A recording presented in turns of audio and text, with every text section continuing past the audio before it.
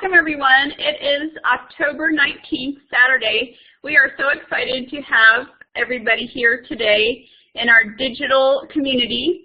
This is through the Department of Curriculum and Instruction at the University of Texas at Arlington. However, these webinars are open to everyone, and they're not just for new, they are for new teachers, but they're for anyone who just wants to participate in our webinars. So we're really glad to have you, and we'll be monitoring our chat window throughout. Just so you know, this recording will be available later today. I'm hoping to post the link. I'm still working on posting the first one, so sorry for the delay. No names will be visible in the recordings. Again, go ahead and type a greeting, hello, or something in the chat window. That's optional. Typing in the chat window is always optional, but it's a fun way to communicate. And then also, if you want to, type what you hope to learn during the webinar. So maybe tips on connecting with students, maybe you're looking for a few tricks you can try on Monday morning, etc. So we'll give you guys a few seconds to type, and then we'll kind of scroll through. But again, welcome to everyone. Someone says, I hope to learn new information. Okay, good. We hope you do too. And we'll ask everyone at the end what was kind of a takeaway that you got. So and that's optional to share as well. So let's go ahead and keep going. You can type while we're talking. So your co-hosts and virtual guides are 4 faculty members from UT Arlington, Dr. Amber Brown. Do you want to say hello, Dr. Brown? We'll give her a second. And then myself, yeah, Dr. Brown's here. She says hello. She'll be our first speaker momentarily. Yeah, we're good. Thank you. And then Dr. Leisa Martin is here. If you want to say hello, you can. And then Mary Curtis is here also. I'm thrilled to be here. Good. All right. And so ask questions at any time in the chat window. And just remember, these are our opinions and suggestions. Everyone has different viewpoints. Our goal is for you to hear a variety of voices and viewpoints to help support you. You will also see advice from others in the chat window, so there will be lots of voices, either written or audio. And so someone says, creating multiple choice quizzes for bilingual advice template. We'll come back to your question, Deborah. Hang on to it and ask it to us soon. Let me go through a few tips. Just if you want to speak with audio, you can raise your hand. Speaking is not required. In fact, today we would prefer the chat window for questions. No one can see you. I see only the panelists are on video today. I suggest making a list of things to Google later. I tell my students this in my online classes because we don't have time to get to everything. And then use of emoticons are encouraged throughout. So our goal today is to help build digital community for current students and other people in the community, like recent grads and other new teachers beyond UT Arlington. And our focus is on knowledge building, and it's also to just, have fun while learning. So we're not going to talk too much about research and theory. These will all be practical suggestions. Our third webinar is about a great topic, behavior management. It's November 16th at 1 p.m., about a month from now. We've got Dr. John Leffingwell and Dr. Diane Galloway presenting. The links to these will be on our new teacher blog. That's blog.uta.edu/UTA New Teachers. And if you forget that or need it again, I'll put it up at the end of the webinar, and you can always email me for that link again. If you're on our department Facebook page, I'll post that many times there so you can link it, and I'll be sending emails to people too. Again, spring topics, we're going to talk about diversity, RTI differentiation, bilingual ESL, and then finally, one of my favorite topics, technology integration, 21st century learning. So which of these sound of interest to you? Can you just type in the chat window, which of these topics do you think you would definitely love to learn more about, either on the webinar or just kind of your own knowledge on your own? So we've got bilingual ESL diversity, RTI, or all of the above. It can be all of the above. RTI and Tech. Okay, great. So those are coming. I'm also going to post this actual PowerPoint to our blog, so even if you aren't listening to this, you can go back and look at the resources later. So we are looking for guest bloggers. It might be one of you guys. It can be students, meaning, you know, any college student, teachers and faculty. It can be someone just wanting to write about education for new teachers. Email me with your idea and we'll get you set up and we'll talk about being a guest blogger. Okay, let's see where we're from. This is optional, but it's fun. You can use the pen tool. It's the third button down. There's a skinny strip where you can access the pen tool, and you can put like an X where you are. You can put an X, or you can type in the chat window where you're at. So I'll type where I'm at. I'm in Arlington, Texas right now.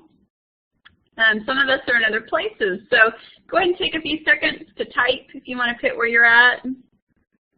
It's kind of fun to see where, if anyone's from outside of Texas today. So most of us looks like are on the Metroplex. So it's getting quite busy in the Dallas area on the map. Yeah, it looks like we're kind of mainly from around here. So cool, awesome. We were just wondering where people were from.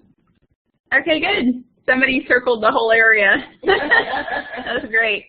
Okay, good. Whoops, let me go back to the map. Is anyone from outside of Texas right now? Just curious. Okay, let's keep going. Let's do the poll. I'm going to set the poll so that we can answer A through E. Now, where this is on the participants window, there is a hand, and to the right of that hand, there's an A, B, C, D, E drop-down menu, and you can vote right now. Let's see, so I'm going to vote. I'm E, faculty, and so you can kind of see where people are at. Pre-service teacher, student, first-year teacher. Got some people joining. Welcome, Nikki. Second or third-year teacher, fourth-year plus teacher, or faculty. Let's just give people a few seconds to vote, and voting is optional. So we'll kind of see where people are at. And again, the voting tool is in the window next to the hand. It's in the participants window next to the hand. And I think next we're going to hear from Dr. Brown. So Dr. Brown, we'll get you started in a couple seconds. So I'm going to go ahead and display the polling results, kind of see where we're at. Okay, publish responses to whiteboard. Okay, so we've got a lot of people who are new to teaching or are just getting ready to start teaching, teacher candidates. That's awesome. And then we've got a second or third year teacher on here. Cool. Great. And I know some of you didn't have time to vote, so we've kind of got a variety. And Nikki says she's faculty or none of the above. Okay. And Dr. Brown, I'm going to go ahead and let you introduce yourself. So if you want to take over, I will let you do that. Dr. Brown's going to share about the classroom environment. Okay.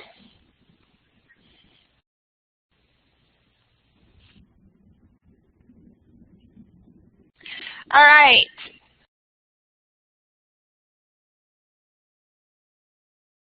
Okay.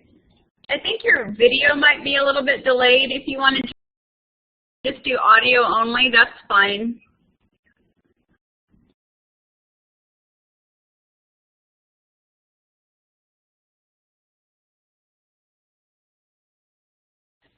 Well, I'm Dr. Amber Brown. I'm in the... All right. Can everyone hear me? My computer's kind of lagging a little bit, I think.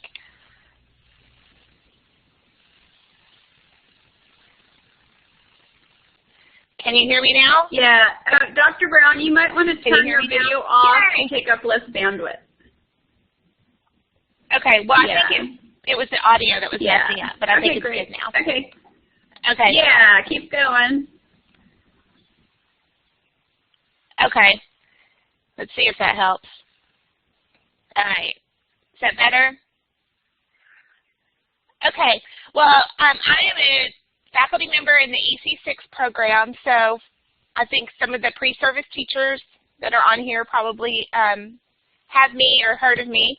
Oh, my video just came back on by itself. My computer's possessed right now. Anyway, so I spent most of my time in early childhood classrooms as a teacher. So if, you know, that's kind of what my slant is, but any of the things that I'm going to be talking about can apply to older classrooms and to older children. You just have to, you know, make them age appropriate. So, but I'm going to go ahead and get started.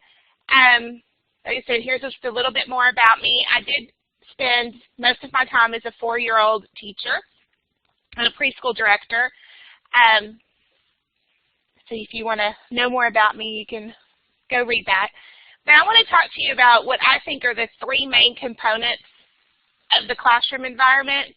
I know sometimes we tend to think only about the physical space, but we also have the human element, which is kind of the social atmosphere, interactions between the children and between you and the children, and then the curricular aspect. So we're going to talk about all 3 of those. And I have a little poll here, so I don't know how you let me clear this poll, and we'll start a new one. But I have 4 classrooms here. So which of these classrooms, if you were a child walking into the classroom, would you think feels the most warm and welcoming? So this will vote the same way with the little drop-down menu. All right. I think everyone's still voting. And then, do you know how to publish the poll results? Oh, Dr. Simmons. Oh, it's okay. You no, just go to tools, polling, and then publish responses to whiteboard. Oh, okay, I see it. Yeah. I see it now. There you go. So I think obviously most of us liked the C, the third choice. You know, it's obviously one of the ones that are, you know, it has a lot of color and it looks really pretty and things like that. But is that really what, you know, makes the most effective classroom? So I'm going to, how do I get it off now? Do I just go to the next page? There, okay. So one of the first aspects that I wanted to talk about the classroom environment is that you really need to arrange your environment to support what's going on there. So you don't need to have, you know, a lot of items in your room that aren't really functional, that are just, you know, cutesy items taking up space. So for example, storage, materials that are accessible to students, you know, having well-organized shelving and things like that are important. Having things that are just purely decorative just kind of create visual clutter. I was in a classroom once with a student teacher, and the teacher had this giant quilt on one wall that was just a decorative quilt.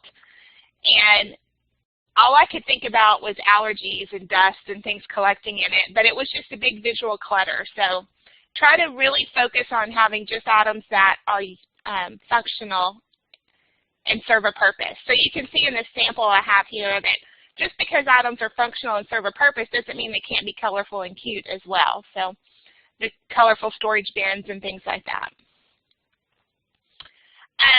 Pathways, I chose this picture because of seating arrangements, but you know, make sure that the children have easy access and easy pathways through different areas of the room. You know, you don't want them to trip and fall over each other's desks, or you know, have a shelf blocking something where they have to kind of squeeze around it. And I put this picture because it shows a clear, they have a clear view of the instructional presentations. This happens to be a kindergarten classroom, and when she's doing a whole group presentation, they're each assigned a letter on the rug that they sit on so that they have clear access, and then she sits in the rocking chair, so, or stands at the board.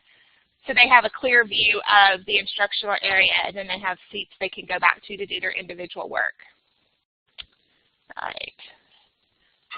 Next next one. Okay, seating arrangements.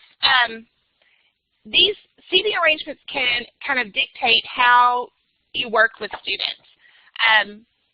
I thought this table was interesting. This is actually one of our former students that gave us this picture, and I liked how the desk was arranged so you can, have 4 students, but they each have their own individual workspace. Someone mentioned the U-shaped tables or the kidney bean-shaped tables are really good if you're doing a small group and you as the teacher want to be in the middle. But for example, I have on here, if you don't want students to collaborate and talk to each other, you don't want to sit them in tables that are grouped together where they're facing each other or in a circle. Because obviously, if they're sitting facing each other, they're going to want to talk to each other. So if it happens to be an individual activity, you might want to rearrange the desk to where they could have more individual space. But if you want a group activity, you can arrange them for a group, collaboration and group space. Let's see. Stock your room with, we kind of talked about this, relevant materials, but they're relevant to the content or the curriculum. And the physical space needs to meet the student needs and generate interest. So if you can see on this board here, it's kind of hard to see on this picture, but this is a, I'm going to try to use my little chat tool. This is a number line. Where's my pencil? There it is. This is a number line. Well, it's not, I'm not drawing, but and there's a calendar and shapes, and these are things that they do as part of their morning routine. So it's right there, available. Yay, thank you. For some reason, I couldn't get my pencil to work. But all of those things are part of the lesson. So they're not just there to look pretty, but they're there as part of the lesson. And you do want to have elements of softness. This is, again, the same kindergarten classroom, and she has thematic pillows that she changes out with the seasons. And so right now she has her little pumpkin pillows out. But you can also have just pillows in a corner. You don't necessarily have to have a bench. And you want to have a place where, especially students that can learn to self-regulate, especially students that may have autism or some other social or disorder or something like that. They can learn when they're feeling overwhelmed, and if they have a place where they can go to kind of, they're feeling overwhelmed, there's a place, they can go sit, kind of read a book by themselves, then it kind of helps them learn to self-regulate and when they need to separate themselves. Obviously, you would have to set up some guidelines for that because you might have some students that try to take advantage of that. But for the students that really need it, it is a huge advantage to have a place where they can go and have something soft that, be able to separate themselves. You do have to remember that the pillows and any kind of soft items that you put in your classroom, and this comes from being a preschool director, they need to be removable so you can wash them. Soft surfaces like this do hold a lot of germs, and so having removable covers on pillows and things like that so you can take them and wash them or, spray them down with Lysol, things like that is important too. So. And you don't want so much that they're collecting dust and things like that. All right. Using a variety of colors and, colorful posters. Just, you want the room to look pleasing. You want the students to look at it and think, oh, wow, this is a really neat place to be. But you also want to think of safety as well. Like I said, with having removable slip covers that you can wash, having,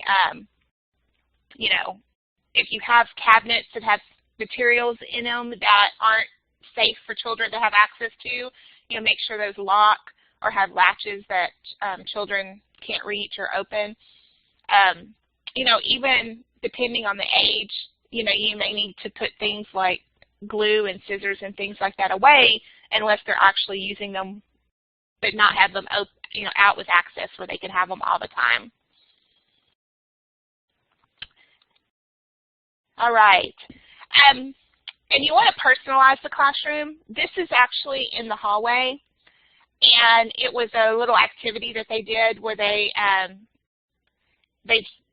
graphed how many letters were in each of their names. But you want to have things, show their work, show things like, their artwork, their lessons. One thing you do have to remember is for FERPA, if you're not familiar with FERPA yet, you have to make sure that anything you display doesn't have a grade on it. Don't display, if you've graded it, maybe the grade is on the back where it's not seen, or something like that. But you can also do different accomplishments. If you want to let students bring family photos, things like that. Just the things you have in your room, you want it to be something that they feel like they've contributed to it. All right. So I have a little question that I want you to think about. So those are kind of the physical things that I wanted to focus on. And I see a lot of conversations about how to keep things like how couches and things clean. I have seen classrooms with little small couches, like the love seat size couches, or like futon size couches. You do have to make sure you're able to clean those properly. Lysol spray does clean fabrics, but I don't want to sound gross, but sometimes you have bigger incidents. Kids get sick, especially preschool, kindergarten, they may have accidents. So you have to really make sure you have something that you can take out and really clean.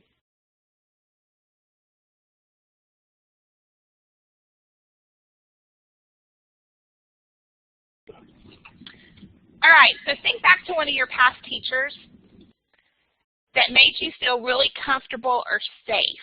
And what did she do to make you feel this way? So go ahead and just type in the chat window your response to this question. What did that teacher do to really make you feel comfortable and safe?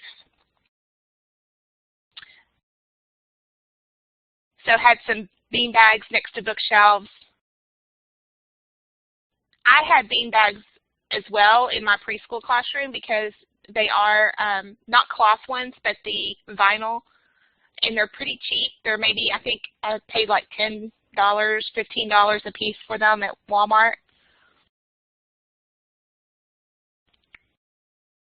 So a welcoming attitude.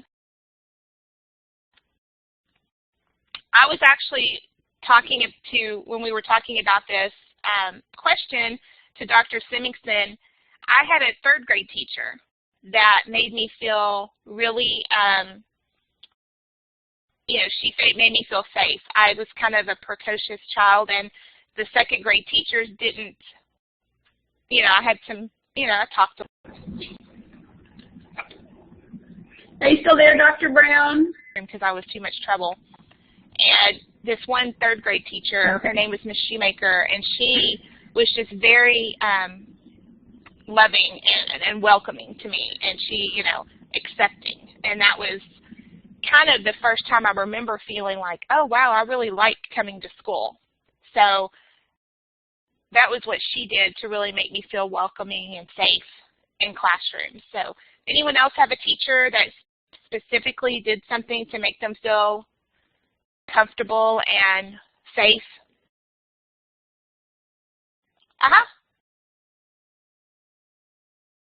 Yes.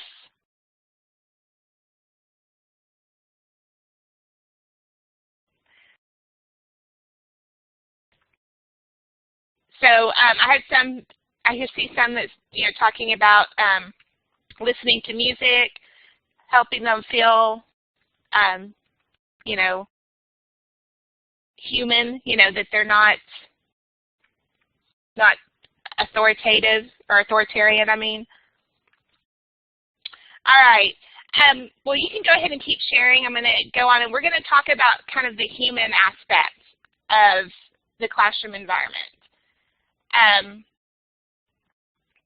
I put a little bit of research on here, but there's quite a bit of research that shows that student learning outcomes are really affected by how warm and approachable students feel their teachers are.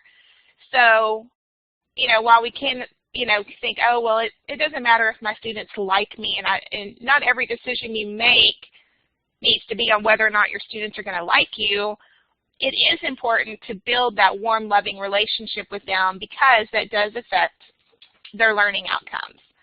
So that is important. So we're going to talk about emotional environment. And I think this is one of the key issues to having that warm, positive environment is how your room feels emotionally. So is it a safe place to ask questions? Do you encourage conversation, or do you just, you know, lecture and tell them what you want and you don't listen to their feedback or their opinions? I think it's really important that they know that there are no dumb questions, that, you know, sometimes students for attention will kind of test us, but in the end it's because they needed attention for some reason. So, you know, giving them, you may even tell them that, you know, that's a good question, we'll talk about that later, but you've at least acknowledged that their question and that they're important. And then also understanding and openness, so they can feel confident to speak openly about their needs. You know, you don't want them to feel like they can't come to you. You know, just a personal story, my son, when he was in like first grade, didn't feel comfortable with his teacher, and I, you know, realized that later, but he came home one day and he had had an accident. He had wet his pants, and he's in first grade. He hadn't done this since he was like 3 years old. And I asked him, I'm like, what happened? Why didn't you ask to go to the bathroom? And he's like, I was scared to ask her. He was scared to ask his teacher to go to the bathroom and had an accident. And so I felt so horrible for him because he was so insecure that he wasn't able to even something that basic, you know, to ask to go to the bathroom. All right. Treating students with respect. Well, our children don't treat me with respect. You know, the children are so disrespectful, but you have to model that. Yeah, that's fine. You can just do audio. Demonstrate. I think my video is kind of going in and out, so I'm going to just turn it off. Or even something as simple as that they need to go to the bathroom.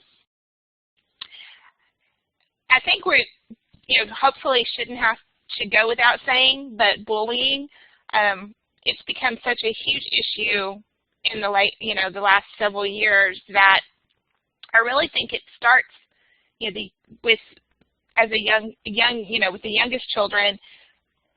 Yeah, I turned my video off because it seemed to be going in and out.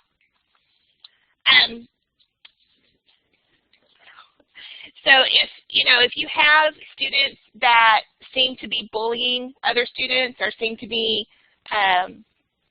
feeling bullied by other students, that's something that you can't ignore. You do have to deal with that. You can't think, oh, kids will be kids or anything like that. It does have to be taken seriously.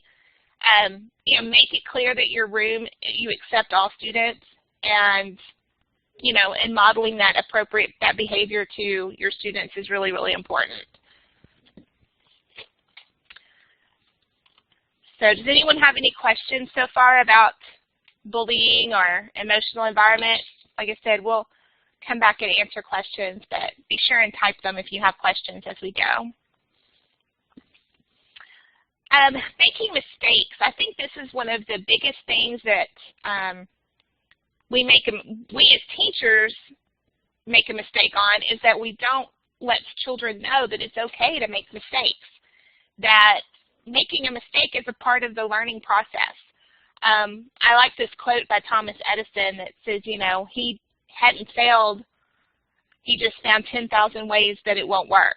So, you know, students have to feel free to make mistakes and learn from those mistakes. So if you make them feel insecure and that they can't make mistakes, they're not going to be willing to try and to go out on a limb and be creative. And then this is my dog, Princess Leia, one of my dogs. But you want to build a team spirit, but you want to let students get to know you as well. So, you know, be sure and post, you know, share stories about your family, let them know your likes and dislikes, and encourage them to do the same. Like I said, you know, I put this picture because it's Halloween, and this is her Halloween costume. But, and her name really is Princess Leia, so that's why we have the Princess Leia costume for her. But letting them know, because then that's, you know, other children that have dogs can then relate and say, oh, well, I have a dog, and they can feel like they have something in common, and it can be a source of, you know, commonality among your students. And actually, when I first took this picture of her, I posted on Facebook and I said, Obi-Wan, you're my only hope for candy this year. So I thought that was funny. So that's Princess Leia. We're going to move to the curricular component and basically scheduling the basic thing of, you know, referring, deciding who will do what and when. Seems pretty basic, but for kids, having that routine and that consistency is really important. It helps them feel safe to know what's coming next and know how they need to, you know, what they can expect from the day. So I have on here a couple of, here's some reasons why, you know, emotional reasons why schedules and routines are important. Sorry, I'm being distracted by my barking dog. Safe and routine, it reduces the frequency of problem behaviors and results in higher we were pretty happy engagement. Children. And I think, is that a picture of you, you and your sister, Dr. Semmingson? I think it is. I think I recognize the picture. All right. So basic ground rules for behavior. I have just, you know, I was thinking when I looked at that, I was like, I think I've seen those two little girls on pictures before that you've posted. I just use 3 basic ground rules for behavior when I'm thinking of classroom rules. And being safe, obviously, is important. It covers a lot of different things, but you don't want students to harm themselves or others. Being kind, and then being neat. You know, if it's going to damage the environment in any way, you know, you don't want to let them go crazy and do things like that. But ultimately, my favorite thing about classroom rules, or my favorite way to do classroom rules, is letting the students help you come up with these classroom rules.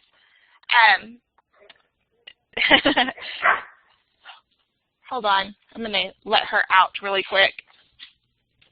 But anyway, by having the students help you make up the classroom rules, it gives them ownership, and it also helps them feel like, you know, oh, you know, well, I'm not going to break this rule because I helped come up with it. You know, you're less likely to like break the rules you set for yourself than you are rules that other people enforce on you. So these are following kind of those, you know, these basic classroom rules that you have set out, but the students kind of personalize them to fit their own classroom. So I like how they have, you know, respecting others, which is kind of the being kind, and they have some specifics. Respecting property, which is the being safe, or being neat, I'm sorry. So by letting them come up with rules, it kind of helps them feel like they're more, they have ownership and they're not just arbitrary, someone enforcing these rules upon them. So have any of you, well, I know that there's one person that was a teacher. Have you ever tried this process of letting kids come up with rules on their own? You have to definitely guide the conversation.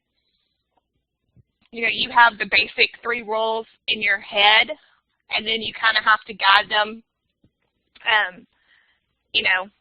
into the rules that are appropriate. Another rule that I saw in an older classroom, it was, I think, a 6th grade classroom, and it took me a minute to figure out what it was talking about, but it said Vegas rules apply, and I was like, Vegas rules? What in the world is this teacher talking about? But they were talking about the commercials that say what happens in Vegas stays in Vegas. I don't know if you remember those TV commercials. And it was basically the rule that, things that are shared in the classroom stay in the classroom. If someone shares something personal, you don't go and, make fun of them and spread it around the school. And so that was an interesting rule but it was applicable to those kids. They understood what it meant and respected it. In a high school class, you tried that? Yeah. Sometimes, like I said, you have to guide the conversation, but you can get them where you want them to go. Okay, one of the last things I'm going to talk about is basically ultimately having a positive and warm classroom environment starts with you. You want to be approachable, but you want to have boundaries. You want to be friendly, but you have to remember you aren't their best friend. You're there to be their teacher and their mentor. You want to be helpful, but you don't want to just do things for them to where they don't learn to be self-sufficient, supportive but not enabling, consistent but not inflexible, and confident. I just realized that I didn't fill in the rest of that, but I was going to put be confident but not authoritative, like you have to do this my way or no way. It's my way or the highway. So you don't want to be that. You want to be willing to compromise when you need to. And I have a few little takeaways for me, kind of a summary: arranging the space, creating a climate that affirms diversity, connecting with families. So I think that's my last slide. I have some additional resources here. Some of them are some papers, and then some of them are a couple of videos that I thought were really interesting if you're want to go look up some more information later. So well, let's that's all I have to say, and try to great. Get it all in 30 minutes. Let's give a virtual applause for Dr. Brown. You can do the clapping hands in the emoticons, or you can just do happy face or thank you. So thank you, Dr. Brown. Type an idea if you want to. What did you think most interesting? Yeah, thank you. We appreciate it. Or do you have questions for Dr. Brown? Let's see if there's any questions. Give you guys a second. Question for Dr. Brown. Oh, okay. I'll do that at the end. Okay, thank you. And again, we're so glad you guys joined us. If you missed any part of this, the recording will be available pretty soon. And we appreciate your perspective, Dr. Brown. I also come from an elementary background. We have a secondary person on here. 2 secondary people will be sharing momentarily, but this is mainly targeted to elementary. However, I'm hoping it has broad application. Again, I share a lot of pictures to build community. They're carefully selected pictures, right? Like Dr. Brown was saying, pets and family and those kinds of things are really great to kind of have those universal bonds that we're different in our own ways, but we share some unity in that diversity. I want to make sure you can see my UT Arlington shirt. And then here's who I am. I taught bilingual and ESL mainly, but I taught also in a non-bilingual classroom too in California and Texas for 8 years. They were mostly in Title I schools, both in urban and in rural settings. And then I got my PhD at UT and I've been here, this is my 6th year at UT Arlington. In a nutshell, if someone asked me and I had to tell them in like 30 seconds what helps foster community, and also academic learning in the classroom, if I had to tie that to academic learning, I would, kind of piggybacking off what we just talked about, I would say honesty. You know, kids are looking at you kind of carefully and listening. You know, are you honest? Are you fair? Do you treat everybody equitably? Respect, right? Do you foster respect or do you turn the other way? I know I'm guilty of being that teacher where sometimes you're overwhelmed and you see something but you don't call a kid out on them. Has that ever happened to you? I mean, it's happened to all of us. And when kids see that you overlook that, that can kind of hurt your community building. So even making eye contact with kids who you see are not treating others appropriately can help, because it lets them know, hey, I see you, you know, that's not appropriate. I may not have time to come over and intervene, but I see what's going on. So I think respect, or even thumbs up when you see good stuff, you can do it through simple gestures without always having to go over, write a note, etc. And then trust. I think all of these are important, but to me, if you don't have trust in the classroom, students aren't going to really listen and learn from you. And so if you say we're going to have a pizza party at the end of the month if we have perfect attendance, you need to do that. You need to follow through. And that kind of ties in with consistency.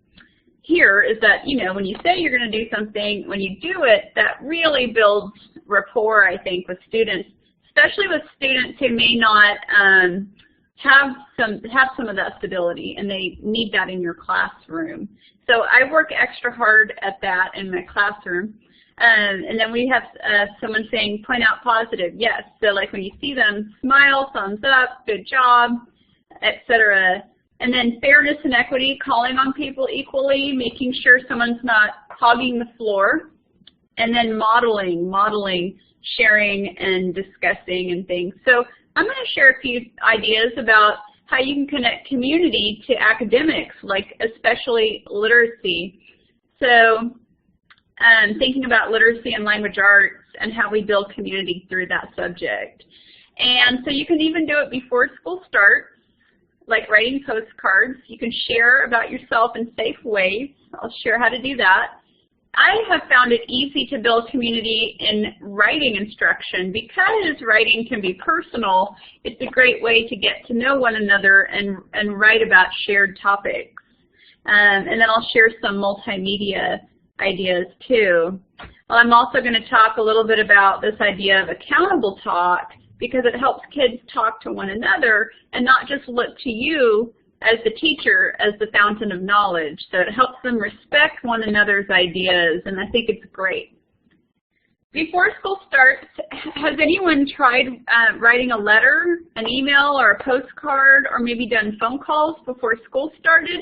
And if you've done that, share what worked for you in the chat window. It really helps. I just went to the teacher store and bought little postcards, and then I got the class roster and their addresses from the school secretary before school started. You may have to ask. And then I just hand wrote postcards to everyone, got some stamps and sent them out, and some of the kids are like, I got a postcard from the teacher. They were so excited. So if anyone's done that, share what happens. And then phone calls work too. That's great. And then I would even drive around or walk around your community so that you can, when you talk to kids, you can, you know, connect with them. Oh yeah, I know about, you know, that grocery store, that, you know, whatever it is. I think knowing them and connecting with them even before school starts are easy things to do. I'm not going to read all of this, but the idea here is that you share about yourself in safe ways to model that this is a place where we can have open sharing about each other, and this especially helps when you're generating writing topics, and I call these safe and universal topics. So here's some examples. So I shared I'm a twin. I shared about places I've lived, Alaska, California, Texas mainly. And then they learned that about me, and it helped me when I modeled writing. And then it helped them because they could think, what did Miss Demmingson share? I can do that too. And then I also shared my favorites, like preferences, sports, etc., pets, You know, interestingly, we all bonded over cars. I had a Mustang at the time, and we started talking about cars one day, and then we got into this whole thing where we read books about cars and we were writing about cars, same with airplanes. So you find these shared connections where you can all learn and get excited about learning something together, and for us it was cars. And it was really fun and interesting, and then food is always an interesting topic to talk about, to read about, and to write about. So we had that unity. Can you think of other topics that are kind of classroom friendly that, you know, are universal enough that kids could connect to them? If you can, type it in the chat window. Here's a few more ideas. You know, this idea that like nature, family, etc. are great because they see you as a person, and then they know they can bring things like this to share. You're keeping this safe. And kids are so visual that sharing photos is a fun way to connect and build community. And it can turn into writing, and it can turn into multimedia like blogs, Edmodo, other ways to share about oneself. But you're modeling how that works. You're modeling how that process works. Another thing you can do is, we haven't talked about iPads, is you can use your iPad, and there's a free tool where you can make a movie about yourself. And so this is called heart mapping. Has anyone used heart mapping at all? Heart mapping is where students put down what's most meaningful in their lives. And so the neat thing about Screen Chomp is that you can record it and you can make a movie. So I pull it up, and then it is, let's see, okay, it's giving me trouble. But basically, you turn the iPad into a whiteboard, and you use your finger to create an image. So I put, I'm a twin, I love the ocean and nature, where I've lived. And then it has a record button, and so you can narrate and share and make a movie about yourself and post that to your website, even, you know, or blog, or whoever you're sharing digitally. So we've got some ideas in there. Nikki says she uses heart mapping even with high schoolers. Do they like that? They don't think it's too simple? I think it's a great alternative to just the old outline. I think we're kind of beyond outlines in schools with visual and multimedia. And again, I've heard of this other one called Photobabble, where you get a picture and you can add audio on top of it. So that's another way for you to share and then create a model for them to share about themselves. And so you're sharing in a digital space. You're creating digital community. One more idea is this poem by George Ella Lyon, and George Ella Lyon is a woman. It's called Where I'm From. This would be for grades 3 through 12, and on your own, you can look up that website, and she's got herself reading the poem, and it's really fun because she draws on her heritage and who she is and where she came from and all kinds of memories. I think that's the website if you want to click on it on your own. You read it, and then the students can organize their own thoughts about memories, culture, traditions, language, and it's really fun. I've used this in college classes, and we get some really great poems, so it's actually grades 3 through 12 and adult, I'd say. Okay. And then another thing I do to get at diversity, I was a bilingual teacher, is we look at books that reflect diverse heritage, and then we talk about how does this connect to your life? Has this ever happened to you? And they get really excited. And I put a link in the window. Carmen Lomas Garza is a Chicana author-illustrator from Texas, and the kids get really excited because they show pictures of like making tamales and family kind of events at the fair, and they can connect, and they're like, oh, that's happened to me, or oh, I've done that. And then we have these great conversations, and they get really excited, and I say, why don't you write a story like Carmen Lomas Garza did? Write about what you know, and they really bond over that experience. So I guess what I'm trying to say is find books that they can bond over, and for me, it was this author, Carmen Lomas Garza, as a bilingual teacher. In fact, I'm going to send you guys a handout through the webinar right now, and it's bilingual books. And as soon as it pops up, you can save it. If you don't get it, email me, and I will send you this 2-page handout. They're good bilingual books that you can share. Other things might be like photo essays. or have kids blog. I know a popular one is Kid Blog, where they can communicate with each other, and you set guidelines. And Nikki says, Prezi.com is a great way to have a visual element. Oh, that's great. Oh, good. And Dr. Brown says, make personalized name tags. That's perfect. Great way to get to know each other. And I added this caveat. I try not to pry. Some kids want to share in a limited way, and so we respect that.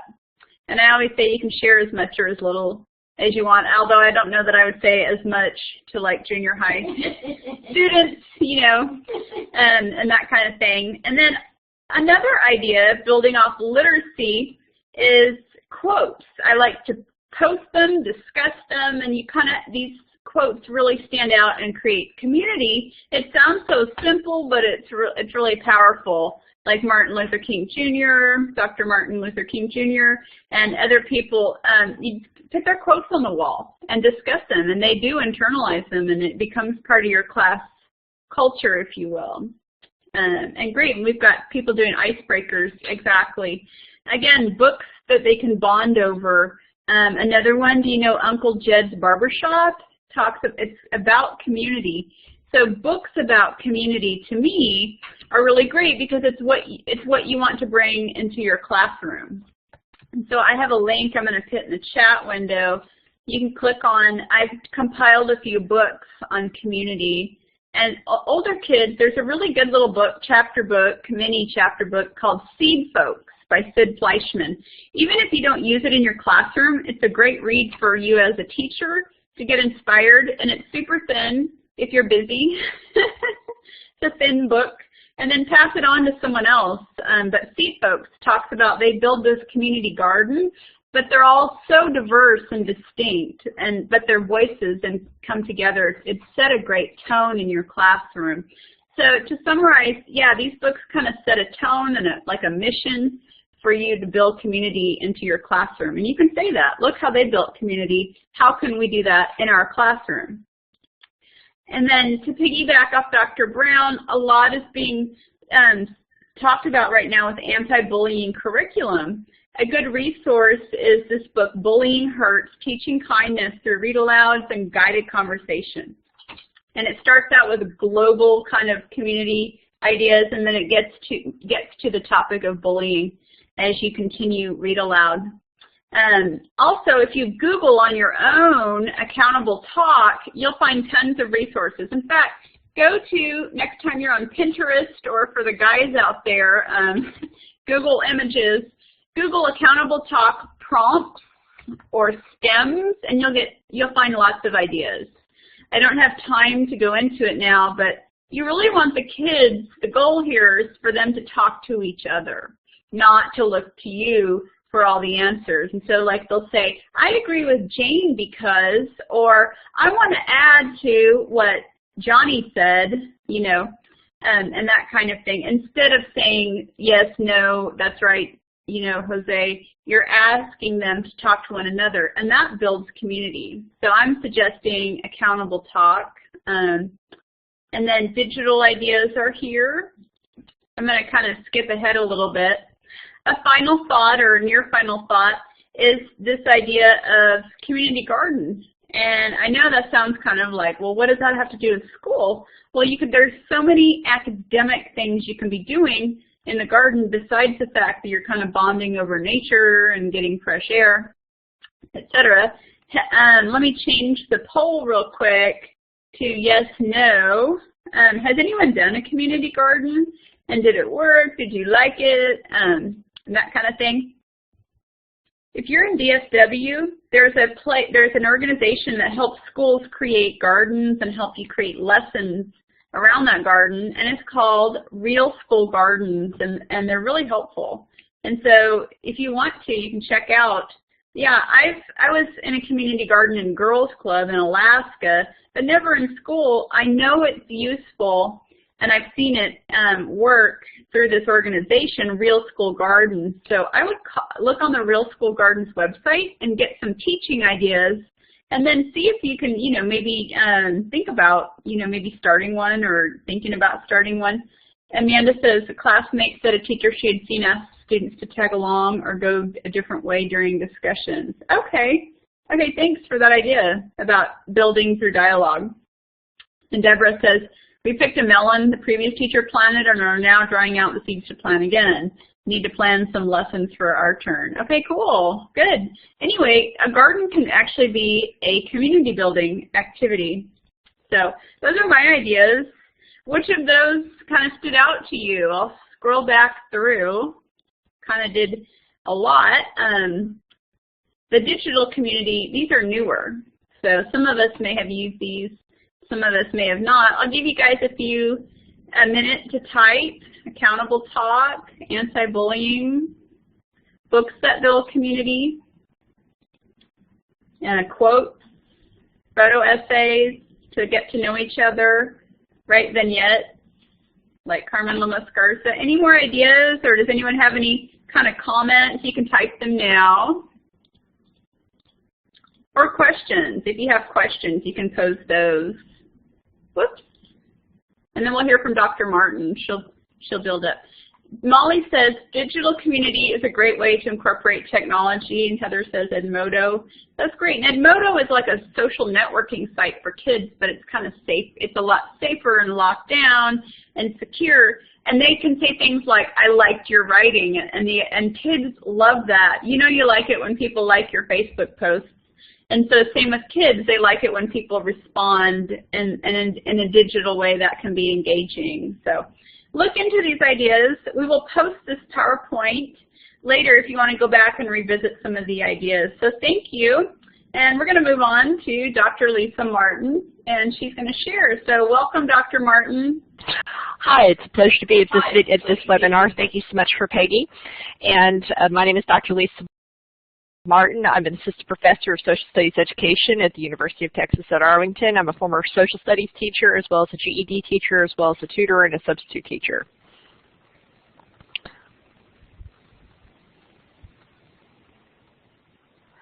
One of the things we're going to talk very briefly about is think, pair, share. Well, sometimes in classes we'll have students who are shy or who need a little bit more time to process material. This gives it also an opportunity to promote a sense of community. What I do is, first of all, we'll throw out a question for the class.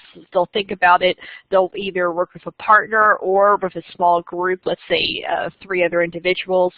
They'll work with it there. Sometimes I'll give it our students, like I said, our more outgoing students, those are more shy students, an opportunity to share, get to know the other people in the class, and then they also share it as a group as well. This all gives some students an opportunity to get to know some of the students in their classroom, get to have a sense of diverse ideas, and to let the students know that we are interested in not just one student giving their opinion, but having lots of ideas communicated in the classroom. Thank you, Dr. Martin. I think that ties in with accountable talk, too. And you can Google that term and also think, pair, share. And you can find posters. Again, looking online for resources is something I'm sure everyone in here is very familiar with. Let's vote. Have you tried think, pair, share to build classroom community? And I know I always have to go over how it's done, and once they get it, it works. And if you want to add a comment, do you have any advice for us, building on what Dr. Martin shared?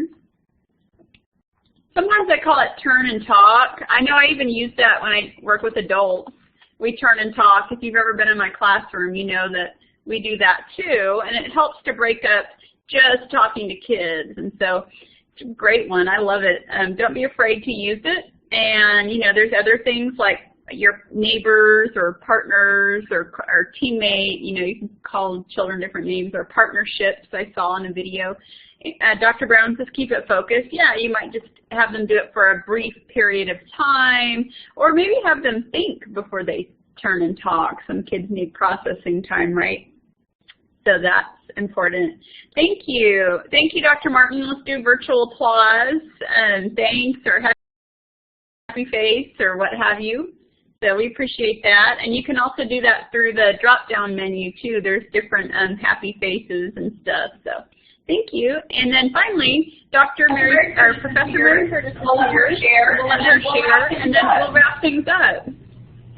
Hi, my name is Mary Curtis. I taught high school for 10.5 years, and then I've also been a professional development provider for K-12 educators in geography education mostly. And now I'm also teaching ET6 social studies methods. And so there's a lot of stuff here that you can read about me, but basically that's kind of the gist. And so building my classroom community really was an extension of myself. I tend to laugh a lot and tease, and that's perfect for high school students. They do like sarcasm, although you do have to temper it and make sure that it is a gentle fun, and that it's and you teach them the difference between a gentle fun and actually where it can be mean, because that's not allowed. That's actually something that you do have to watch out for, but as high school students they tend to be sarcastic, so it's really modeling for them a positive way. But really the questions I kind of ask myself is, what do you think you want your students to feel in the classroom? What can you control? And then how do you go about making that happen? And it's really important to think about how you can help them think positively about themselves, about each other's, and also about the classroom environment. So the decision is, what did I want out of my classroom? Besides, of course, them to be successful academically, I wanted them to avoid hurting each other's feelings. I did not want them to be sad. I wanted them to be truly caring about everyone, to have a sweetness about it. Very importantly, I wanted them to encourage one another. I wanted them to not feel like that they were allowed to put down each other as a way of making themselves feel better or feel more important, because that's again not allowed. That's cruel, and it can hurt their feelings inside the classroom, but extend beyond that, which can of course lead to the bullying aspect as well. But kindness and fun and laughter is really what I wanted them to come away with, and then also to feel very safe in that environment. And so part of that was in school rules. I did want to touch upon that. In high school, of course, you have department and school rules that you have to put in there and whenever you're building your first days with your syllabus. But I also would stress to them, because they always want to know what will or will not give me AP Hall. They will ask you that, on your first day. And I always tell them I can work with them on supplies, I can work with them on late work and that sort of thing, but being discourteous or mean-spirited or anything of that nature is going to be very severe, because that's not what we want in our classroom. And so that's one of the things that's really important about building your environment, is stressing that it's our classroom. And I explain to them that it's their home away from home. During the day, my class is their home. So I have them talk about what makes a good environment when guests come, and then also when you have people inside your home, what do you want? And so you want them to be inviting, you want it to be respectful, you want a positive experience. So we talk through that, and then I explain, what does this mean when principals and teachers and substitute teachers and other students come in? Because ultimately the students are the ultimate host and hostesses for the classroom. And so we have them they're always defining their identity in the classroom. And what I called my class one year was the polite zone, because they could not be rude, they could not say, and I'll get to this on another slide, but certain curse words. Now, of course, all curse words are a big no, but I also define things like shut up, or that sucks, or even crap. Those type of things are cuss words from my classroom. They could not say any of those things because it's rude. It's just not very nice behavior. But I wouldn't just say, hey, that's rude, don't say that. I would say, remember, this is a polite zone. What is another way to say that? And if they were reluctant or slow to say it, then I would ask the class, as a class, remember, what do we allow in this classroom? What do we not allow? And that was always building that identity for the classroom. And so I gave some example responses of how you can say something to the, when someone would say, shut up, let's say, I would say, excuse me, and they would say, either they would immediately correct it or they would say it again and like, I beg your pardon. And if it was again, surely I didn't hear. These are all different ways that are nicely pointing out to them that that's not okay, but it's also giving them time to self-correct. And eventually they start to chuckle whenever they say that, and they'll roll their eyes, but they're getting it. And they actually do appreciate it.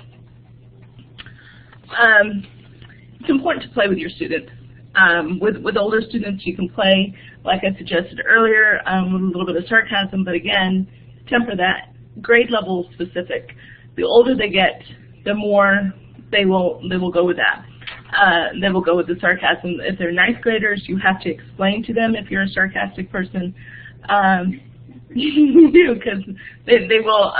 Some of them will still get their feelings hurt over that. Others are already there. They're already sarcastic, and so knowing that, some people say don't be sarcastic at all. Well, that doesn't honestly work with most high school teachers. Most high school teachers have some sarcasm in them because their students do. So you just have to model for it to be in a safe, gentle way. Also, a big thing, don't be afraid or too proud or embarrassed to apologize. For example, one day, it was just one of those days where they're all seem to be going crazy, right? And fourth period came along, and they did something that the first and second periods have been doing, and so I was a little bit too strong coming back on them. I didn't give them a little bit of time to self-correct. I didn't do what I normally did. And so when I realized that on the next day, I was like, I need to go back. So before class even began, I said, guys, just to let you know, sorry, I shouldn't have I shouldn't have responded in this way. And most adults don't apologize to their students, and that's a good modeling for them. They need to know that this is one, expected behavior, but two, how to do that, and that you can save face and still apologize. So also, to be fair, what you do with one student, you do with another, and be consistent. And then also what I did, I provided games in my classroom. Most of the games, though, were before school or after school. And when I say games, I truly mean games. Monopoly. They loved Monopoly. They loved playing cards, that sort of thing. But even during class, or I would make projects where they would have to build games, and then they got to play the games as part of the grading process. But they love to play games. And so, Amber says, apologizing shows respect. That's so true. They need to understand that they are human beings, that we all are, and then games are just a great way to connect with students. Understanding the ebb and flow, give a break now again, and you are to define what is a break. A break doesn't necessarily mean a free day. With my geography students, I also taught 11th grade U.S. history, but I mainly taught for those 10 years 9th graders. And so break now and again can be like where they're working on, if I've noticed that a bunch of them have late work, give a late work day. I called it Amnesty Day. I'll give you a list of some things, and then you can choose two to turn in if you want, or that sort of thing. So that would be a break. Or if you understand that it's you've had a lot of tests or a lot of projects, not just you, but as a school in general, it's been kind of building. Give them a day just to kind of catch their breath. Maybe have a video and some bookwork, or a video and a map, or for me for geography. But you choose what is giving a break. Sometimes giving a break for me also included going outside. If it was a pretty day, I would kind of get cabin fever myself. So I would always let the secretary know where you're going to be if you're not in your classroom, in case a parent comes to pick up a child or that sort of thing. So, but I would go outside with them, and I would tell them, we're still doing work. Even if I was going to do something where it's going to be more teacher-driven, I would change it up, and we could still do a jigsaw outside, or we could, it doesn't just have to be bookwork, but they love going outside. And then high expectations. The thing about high expectations is that the students will try to reach them if you provide that environment that they feel safe and that they'll continue to work for that. but know that students will reach towards them. Some will reach all the way up, and then it depends on their abilities, how high that they're going to, but they're all going to progress, and that's what you want. You set the bar and you say, okay, you give them help, you give them leg ups, and part of that help is also tutorials. So usually in high school, you have tutorials set on a couple days. For us, it was Tuesdays and Thursdays from 2:30 to 3:30. But for me, what I did, some students could come before school, not after, because they had sports, or vice versa. I also would let my lunch be a tutorial, because some students just didn't have a ride to or from. Also during advisory, I would let them come in during their advisory class. The thing is to be flexible and allow, think of the student's schedule and what they're able to or not be able to do. And so building an identity, how did I get there? One, it takes time. So know that your first or second year of teaching, you're going to say, oh, I could have done that better. Or that was a great idea, that was ingenious. So keep those ingenious ideas and tweak those ideas that you want to build on. So it's trial and error. Also, teach them what words or tones are appropriate. I did not allow put-downs in my classroom. And that's even to self or to others. So I would tell them if they put themselves down, like, especially for those kids that would come in and like, oh, I hate math, I'm bad at math. And I would say, no, you're putting yourself down at math. Because I personally believe that if you say you can't do something, you've just given yourself permission to fail. So that goes for personally also, like I'm a horrible person or anything of that nature. So I say that once you said it, you thought it, then you heard it. So you've just put yourself down 3 times. So we had this thing called put-ups in our classroom. So if you put somebody down, then you had to give 2 put-ups. Well, I would make them do the same for themselves, and they would laugh about it. But at the same time, the point was made that they were not allowed to do that. They don't always recognize that they're having a condescending tone. And so that's where I would also say, excuse me, what did you say? And usually because it's Texas that they're out, excuse me, miss, they throw out the miss or the ma'am or, because they're thinking that they forgot that. And I'm like, no, that's not the issue. The issue is what they just said. And again, I throw it out to the class, guys, how do we, what was a good way to reword this? Find ways to connect. So this goes to what Dr. Brown was saying about your classroom. With world geography and U.S. history, I would have things on my wall, different posters. Sometimes I would take a calendar and take the different pictures out of that and cut it up, and those became posters. So, just be really creative with what you can put up in your classroom. Not just pictures, but things that would have some facts on there, because they will read your posters. And change them out by topic. So yes, that's a lot of work. It is. But it's engaging to the kids, and it goes with the topics, so it engages them constantly in what you're learning. And so one thing that I put up on my board is that I had a book of Proverbs, and they're from all around the world. And so I would just put up something, and then after that I would put African proverb or Chinese proverb or whatever. And it didn't necessarily have to do with my lesson. I would just put it up there for the week. And it's amazing how many kids would come in and comment on that, and whether they would agree with it or disagree, or if they had other quotes that they wanted to share. But it was a way to help them to be engaging. You need to be real and honest. Always be honest with the students, because they'll know when you're not, and they'll call you on it. High school, they will, or at least they'll think about it. But always integrate your expectations for a classroom environment with your teaching and during activities. So when they're interacting with one another, what is appropriate, what is not. Let's see. Another thing was Dr. Brown talked about pathways. So that's also important for the classroom. So that's providing some of your environment as well. So making sure that they can walk around, but more importantly, make sure that you can walk around so that you're an ever-present. So, and then you want to remind them who they are as a person, as an identity, so as a person and then as a class. So how do they treat people, whether they mean something. Again, apologizing is very important. And then also let them know what you're thinking. And this is maybe me personally. I always like to know why. If I know why, if I know the big picture, if I know what you want, then I can figure out how I can fit into that groove and get you there. So, so yes, lots of eye contact is very important. And just a little side note about eye contact, by the way, this might get into the classroom management for the next webinar, but culturally, just realize that not all cultures teach that eye contact is a good thing for whenever you're teaching, whenever you're talking to somebody of authority. And so sometimes I've had to, as part of my classroom management, had to talk to people personally about culture.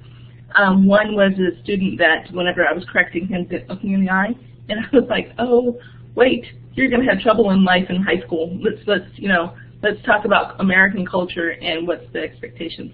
Another one was I had students from New York, and the Texas kiddos thought that they were being very rude and abrupt when the New York kiddos thought that you weren't. And so we had to have like a little culture meeting. What people meant. So another thing about building identity, but it actually goes to your environment, is celebrating holidays. So a lot of people think that that's just for elementary schools. For Thanksgiving, I had them make turkey hands, but on the hands say what they're thankful for.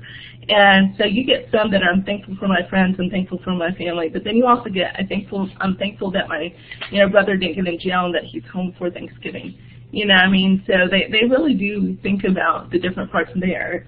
They are very helpful. They're very happy to be able to share that.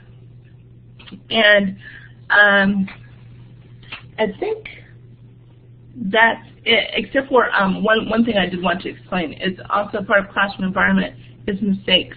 I just wanted to reiterate, I think it was Dr. Brown that brought that up about mistakes, saying all mistakes lead to a positive end in one way or the other. I had one teacher that always had the kids reply when the student said, oh man, I made a mistake. Then they said, well, she would stop the class and said, what is the mistake? And the whole class would reply, it's an opportunity to learn. And so that's very key to helping with your classroom environment. That's about it. That's about it. As far as I just wanted to make sure. Thank you. So let's give a round of applause for Professor Curtis sharing her secondary perspective, and we really appreciate that because teaching older kids, and I think we have a couple secondary people in our participants. Wouldn't you agree teaching older kids requires much more subtlety? Would you say that, Professor Curtis? Yeah, you can be more subtle with kids, whereas the little ones you can say, wow, you can say, great job, and if you just go high school kids, they're going to be like, what is wrong with you? And so, yeah, definitely that's subtle. Even with 5th grade, I taught 5th grade, and it was much more subtle with them than the 3rd grade. Huge difference between 3rd and 5th grade. So I think it's talking to other, I don't think we said this, but I would just talk to other people on your team. What do you do to build community? What do you do to build community? Just go around and ask everybody and see what they say. That's always my best strategy for new teachers is just talk to as many people as you can and just get ideas. Even if you've been around, even if you're a veteran teacher, I know that we do that too. So big thank you to you guys for joining us on a Saturday. We still want you to type your thoughts on the session. And so, let's see. Can you guys hear me? We want you to type your thoughts on this session. So type any feedback, like thoughts, what did you learn, that kind of thing, maybe with a focus on an idea that you want to try. And I typed it in the chat window, but really it's a good idea if you want to do something. I do this even now, is you might, see I hit record. We're always writing notes to ourselves. Write your own note and then stick it on your wall at work, and it doesn't even matter if the kids see it. I would put stuff on the wall, like the curriculum guides. I mean, my whole closet door was curriculum guides on the closet door because that's where I went to know what I was doing. And so let them see what your goals are. And if you want to work on one of these goals, write it on a sticky note, write it on an index card, etc. So go ahead and type something you've learned or any feedback. The recording I'm going to post today or tonight the link to the recording, so please share that link with anyone. And it's going to be probably around 8 tonight, and I'll post this PowerPoint. And again, we encourage you to post what you learned right in the chat window. Also, if you have your phone and you have a QR code reader, and you can pull this up later if you want, please join our UT Arlington Curriculum and Instruction page if you want to. We'll be posting links and stuff, and we hope to see you next time, behavior management, which I think kind of we touched on today, because we're saying that community can kind of prevent problems in the sense that you're not misunderstanding each other, right? Like Professor Curtis was saying, you know, you kind of, sometimes we misread each other, sometimes the teacher and the students aren't understanding and communicating correctly. And so I think what we're trying to say is when you have dialogue and respect and communication and you use things like accountable talk, think, pair, share, great environment like Dr. Brown shared, you can head off trouble at the pass. And I think as a new teacher, the more you can prevent, the easier you can focus on academics. So. And thank you for your comments. If you guys just want to put any more comments, that's it. And you can just X out to log out. And if you want to share the recording later, that would be